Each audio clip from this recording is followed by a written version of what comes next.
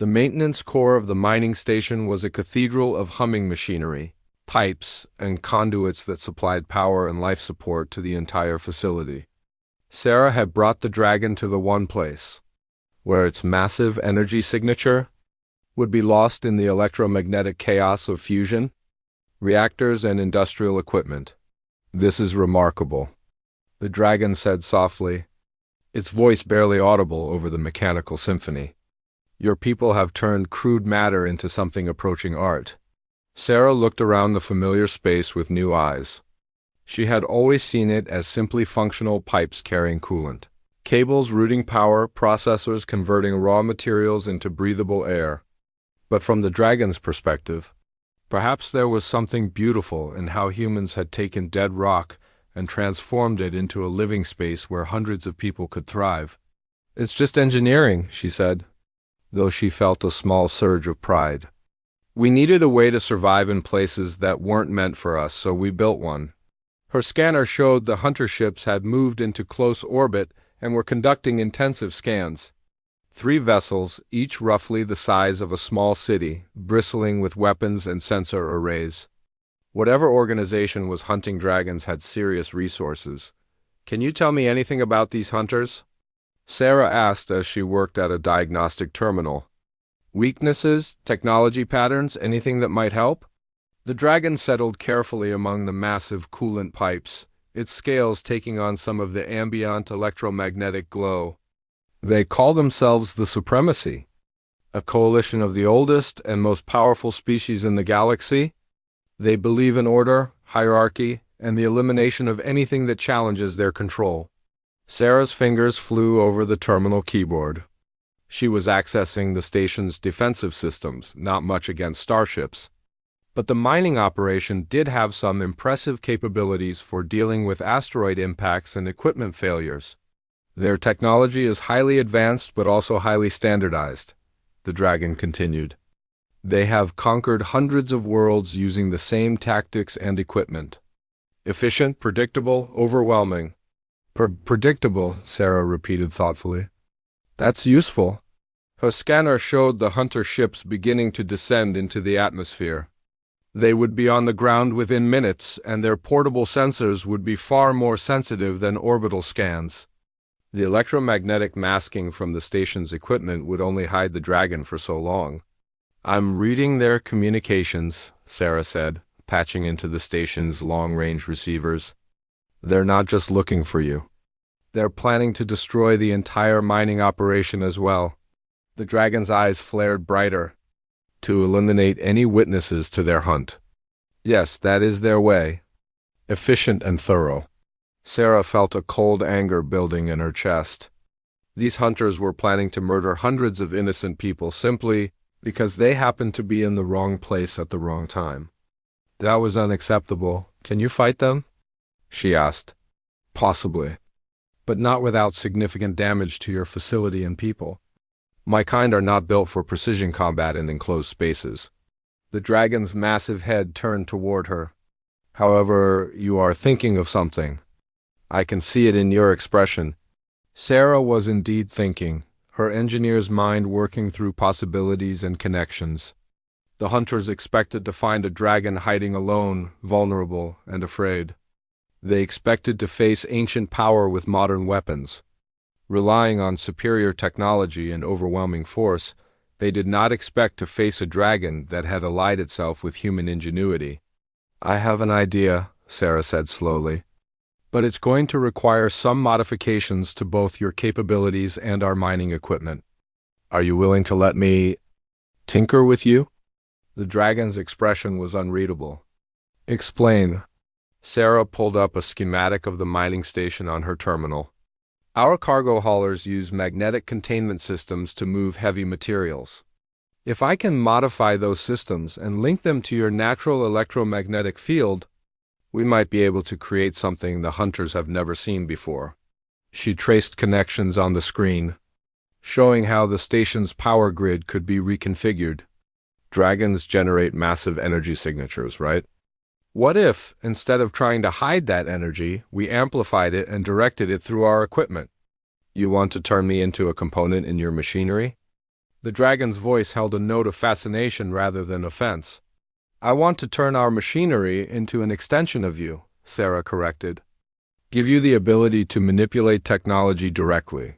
Combine your intelligence and power with our system's precision and range." The dragon was quiet for a long moment. "It has never been attempted. The integration of biological energy patterns with artificial systems. The risks are considerable." "Everything worthwhile is risky," Sarah replied. "But these hunters are betting that ancient power can't adapt to new situations. Let's prove them wrong." The next 20 minutes were a frantic blur of activity. Sarah rerouted power conduits, modified magnetic field generators, and jury-rigged connection points that could interface with the dragon's energy patterns. It was the most complex mechanical challenge she had ever faced, requiring her to essentially rewire major portions of the mining station's infrastructure. The dragon, meanwhile, was learning to modulate its natural electromagnetic output, creating precise frequency patterns that could interface with human technology. For a being that had existed for millennia without needing to understand mechanical systems, it was adapting with remarkable speed. "Incoming!" Sarah's scanner showed the hunter ships landing in the canyon beyond the station. "They're deploying ground forces." Through the station's external cameras, Sarah watched as armored figures emerged from the ships. They moved with the coordinated precision of an elite military unit, carrying weapons that looked like they could level mountains. These were not beings who expected to encounter resistance.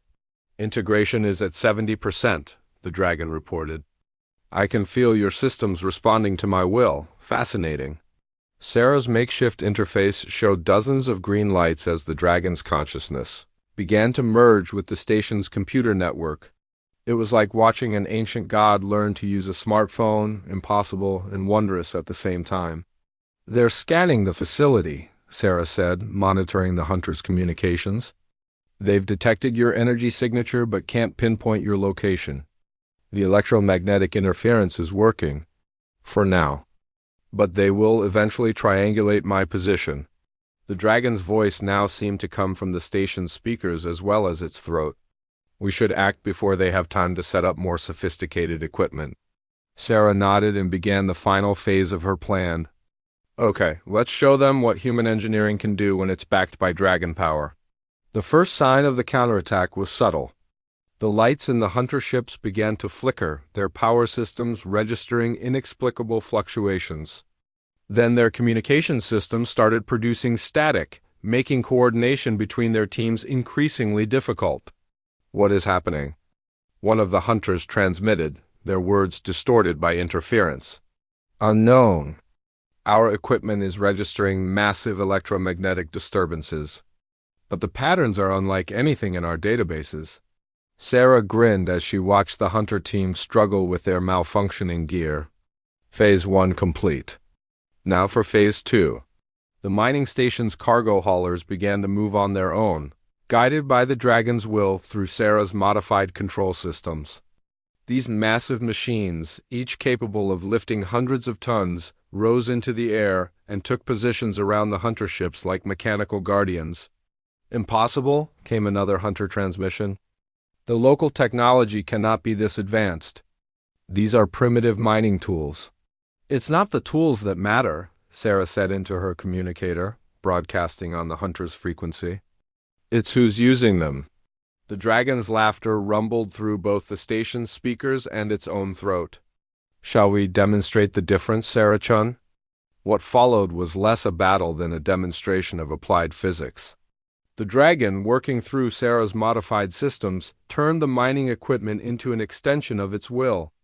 Cargo haulers that should have been slow and clumsy moved with impossible grace, their magnetic containment fields becoming weapons that could crush starship armor or lift entire vessels into the air. The hunters found their sophisticated weapons useless against opponents that could manipulate magnetic fields on a massive scale. Their energy weapons were redirected, their projectiles deflected, their ships themselves picked up and gently but firmly moved away from the station. "This is impossible," the hunter commander transmitted. No species should have this level of technological integration? You're right, Sarah replied calmly. No species should. But you're not fighting a species. You're fighting a partnership. The dragon's consciousness flowed through the station's systems like water finding new channels. It began to understand human technology not as separate tools but as extensions of thought and will.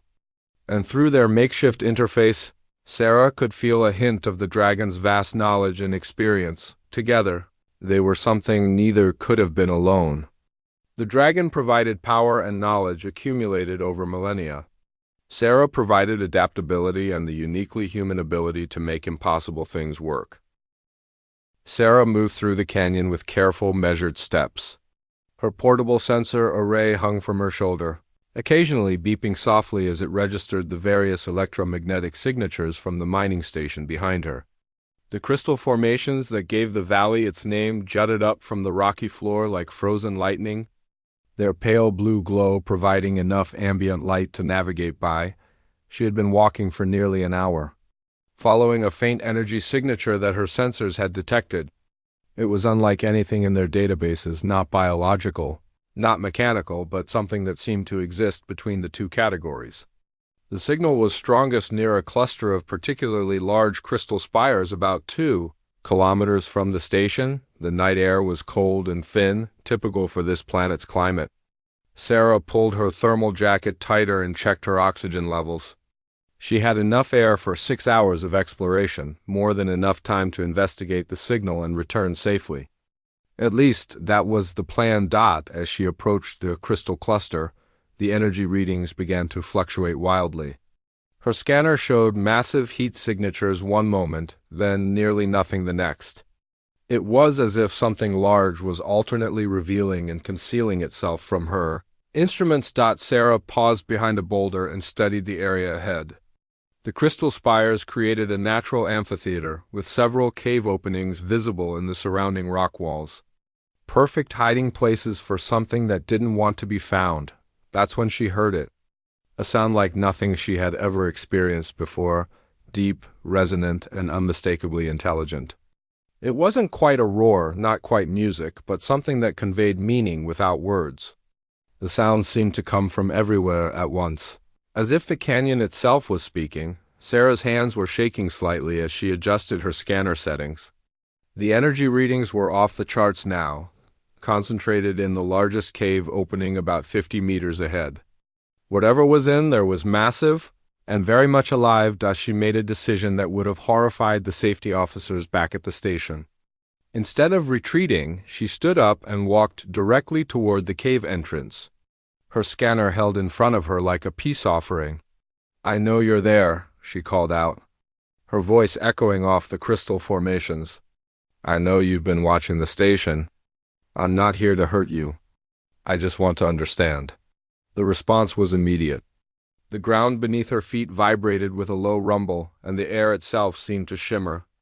Then, from the depths of the cave, came a sound that made her heart race, the scrape of something enormous moving against stone. Sarah forced herself to stand still as a shadow darker than the cave entrance began to emerge. First came a head the size of a small vehicle, reptilian but impossibly elegant, with scales that seemed to absorb and reflect light simultaneously. The creature's eyes were exactly as she remembered, pale, luminous, and filled with an intelligence that was definitely not animal. The dragon, for that was undoubtedly what it was, continued to emerge from the cave with fluid grace despite its massive size.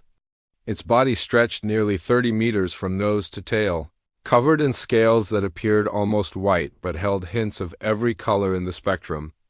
This was the albino the thermal readings had detected, but seeing it in person made the term seem inadequate. It wasn't simply lacking in color. It was a living prism that transformed light itself. Sarah had never believed in love at first sight, but she believed in awe at first sight. Standing before this magnificent creature, she felt a mixture of terror and wonder that left her breathless. Every rational part of her mind screamed that she should run, but a deeper part recognized that she was witnessing something beyond price. The dragon settled onto its haunches and regarded her with those pale fire eyes. When it spoke, its voice was like an earthquake-given language, deep and resonant and utterly impossible. "You are unexpected," the dragon said, each word carefully formed as if spoken in a language it had not used for some time. "The others of your kind flee or attack. You simply stand there with your little device, trying to measure me." Sarah's voice came out as barely a whisper. "You can talk." "I have been speaking for longer than your species has existed," the dragon replied with what might have been amusement. "Though it has been centuries since I found one of you worth talking to." The casual mention of centuries made Sarah's engineer mind kick into gear despite her fear. "How long have you been hunting us?" The dragon's massive head tilted slightly. "Hunting? An interesting choice of words. I have been studying your kind since you first left your birth world. Watching your expansion across the stars, observing how you adapt and survive. Most fascinating creatures, humans, studying us?" Sarah lowered her scanner, though she kept recording. "Why?" "Because you should not exist," the dragon said simply. "According to every law of probability, every pattern I have observed in 10,000 years of watching species rise and fall, humans should have destroyed themselves long ago. Yet here you are, spreading across the galaxy despite your obvious flaws and limitations." Sarah felt a spark of the competitiveness that had made her an excellent mechanic. "Obvious flaws?" The dragon's expression might have been a smile if dragons could smile. "You are physically weak, live brief lives, and possess no natural weapons worth mentioning. Your technology is crude and inefficient by galactic standards. You fight among yourselves constantly and make decisions based on emotion rather than logic. By all rights, you should be extinct." "But we're not," Sarah said, some of her fear giving way to professional pride. "We adapt. We solve problems. We find ways to make things work even when everyone says they shouldn't." "Precisely," the dragon said, lowering its head until it was only a few meters from Sarah. "That is what makes you so fascinating. And so dangerous." The word dangerous sent a chill through Sarah. Dangerous to who? To the established order. To the great powers that have ruled this galaxy for millennia. The dragon's voice dropped to something barely above a whisper. To beings like myself who thought we understood the universe. Sarah was quiet for a moment, processing this information. "Is that why you've been watching our station? To study us?" "Among other reasons," the dragon admitted. "Your particular group interested me because of how you handle technology.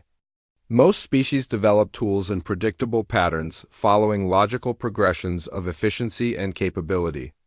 Humans do something different. You improvise." The dragon gestured with one enormous claw toward Sarah's scanner.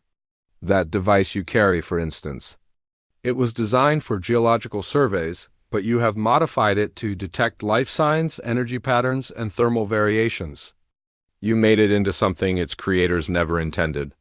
Sarah looked down at her scanner with new eyes. She had made those modifications over several months, jury-rigging additional sensors and writing custom software to expand its capabilities. To her, it had just been practical problem-solving. But she could see how it might seem remarkable to someone who expected tools to serve only their original purpose. "We make do with what we have," she said. "It's just common sense." "Common sense?" the dragon repeated thoughtfully. "Another uniquely human concept. Most intelligent species I have encountered operate from extensive knowledge bases and careful planning. Humans operate from intuition and adaptation. You make decisions with incomplete information and somehow make them work." The conversation was taking on an almost academic tone, which made Sarah bold enough to ask the question that had been bothering her. "If you've been studying us for centuries, why reveal yourself now? Why to me?" The dragon was quiet for so long that Sarah wondered if she had somehow offended it. When it finally spoke, there was something different in its voice, something that might have been loneliness. "Because I am dying," the dragon said simply. "My kind live for millennia, but even we are not immortal. And before I die, I wanted to understand what makes humans so remarkable. I wanted to speak with one who could explain your species' impossible success." Sarah felt an unexpected wave of sympathy. "I'm just a mechanic. I fix things that are broken." I don't know anything about species success or galactic importance. Exactly, the dragon said with something that was definitely amusement. You see yourself as just a mechanic, but you have spent your entire life making broken things work again. Is that not a perfect metaphor for what your species does on a cosmic scale? Before Sarah could respond, her scanner began beeping urgently. She glanced at the display and felt her blood run cold. We have a problem. There are ships approaching this planet. Military signatures. The dragon's head snapped up, and its eyes began to glow brighter. Hunters. They have found me. Hunters? There are those in this galaxy who consider dragons to be too dangerous to exist. The dragon explained, already beginning to move toward the cave entrance. They have been tracking me for decades, waiting for an opportunity to strike when I was isolated and vulnerable. Sarah looked at her scanner readings. 3 ships, heavily armed. They'll be in orbit within minutes. She made a decision that surprised even her. There's a maintenance tunnel that connects to the mining operation. It runs directly under this canyon. If you can get underground, they won't be able to scan you from orbit. The dragon stared at her. You would help me? Even knowing what I am? Sarah Chun wiped the grease from her hands with a rag that had seen better days. The maintenance bay of the mining station Kepler 442 hummed with the constant drone of life, support systems and the occasional hiss of hydraulic tools. She had been working on the same stubborn cargo hauler for 3 hours, and her back was starting to protest. The hauler's engine made a sound like a dying whale whenever it tried to lift, more than half capacity. Sarah suspected a cracked plasma injector, but the diagnostic computer kept giving her contradictory readings. Technology was supposed to make life easier, but sometimes the old-fashioned approach of actually looking at the problem worked better than relying on fancy sensors. Still fighting with that piece of junk? Marcus, her supervisor, poked his head into the bay. His weathered face showed the kind of permanent concern that came from running a mining operation on the edge of known space. It's not junk, Sarah replied, not looking up from the engine compartment. It's just tired. This hauler has been running cargo for 15 years without a major overhaul. That's like asking a marathon runner to keep sprinting after they've already run 50 miles. Marcus stepped closer, lowering his voice. Speaking of running, we got another incident report from the outer perimeter. Security drones picked up something big moving through the crystal canyons last night. 3rd time this month. Sarah finally emerged from under the engine, pushing a strand of black hair away from her face. Big how? Bear big or something that shouldn't exist big? The latter. Marcus handed her a datapad showing blurry thermal images. Readings suggest something roughly 30 meters long, with a body temperature that shouldn't be possible for any known life form on this planet. Command thinks it might be some kind of undiscovered megafauna. Sarah studied the images. The heat signature was strange, showing areas of intense warmth alongside patches that seemed almost cold-blooded. Could be a malfunction in the sensors? These thermal scanners aren't exactly military grade. That's what I told them, Marcus said. But the miners are getting spooked. Half of them grew up hearing stories about space dragons and other nonsense. Superstitious bunch? The mention of dragons made Sarah pause. Her grandmother had told her stories about dragons when she was little, but those were Earth legends. Ancient tales of massive reptilian creatures that hoarded gold and terrorized villages. Purely mythological, of course, but the stories had always fascinated her. The idea of something so powerful and intelligent, yet driven by simple, understandable desires. I'll run a full diagnostic on the perimeter sensors after I finish with this hauler, Sarah offered. If there's a technical issue, I'll find it. Marcus nodded gratefully. Appreciate it. The last thing we need is a panic over faulty equipment. As Marcus left, Sarah turned back to the cargo hauler. She had always been good with machines, understanding them in a way that seemed almost intuitive. Other people saw complex systems and felt overwhelmed, but Sarah saw patterns and relationships. Every component had a purpose, and when something went wrong, there was always a logical reason. She crawled back under the engine, using a handheld scanner to examine the plasma injector assembly. The readings were definitely inconsistent, but there was something else. Tiny scratch marks on the metal housing that didn't match normal wear patterns. They were too precise, too purposeful, almost like claw marks. "That's impossible," she muttered to herself. The hauler had been in the maintenance bay for 2 days. Nothing could have gotten to it without triggering security alarms. A loud crash from outside the bay made her jump, banging her head on the engine mount. She slid out from under the hauler and listened carefully. The sound had been metallic, like something large knocking over equipment. Sarah grabbed her tool belt and headed for the bay doors. The mining station was built into a series of natural caves in the canyon walls, with the maintenance section carved directly into the rock face. The outer doors opened onto a loading platform that jutted out over 100-meter drop into the crystal-filled valley below. The loading platform was a mess. Cargo containers had been scattered like toys, some of them dented as if struck by tremendous force. But there was no sign of what had caused the damage. The security lights cast long shadows across the platform, but everything was quiet except for the constant wind that whistled through the canyon. Sarah activated her comm unit. "Security, this is Chun in maintenance. We've got damage to the loading platform. Multiple cargo containers displaced." "Copy that, Chun. We're showing no alerts from that section." "Are you sure the containers weren't just improperly secured?" Sarah looked at a cargo container that had been flipped completely upside down. "Unless our gravity generator is malfunctioning, something with serious strength was out here. We'll send a team to investigate. Stay clear of the area until they arrive." But Sarah was already walking among the scattered containers looking for clues. Her engineering mind demanded answers. Forces didn't just appear and disappear without explanation. Whatever had done this had to have left some kind of evidence. That's when she saw them. Footprints pressed into the metal decking of the platform. Not human footprints, and not from any known animal. They were roughly circular, about 1 meter across, with 4 distinct claw marks extending from each print. The metal was actually deformed, as if something incredibly heavy had landed with enough force to bend the reinforced plating. Sarah knelt beside one of the prints, using her scanner to take measurements.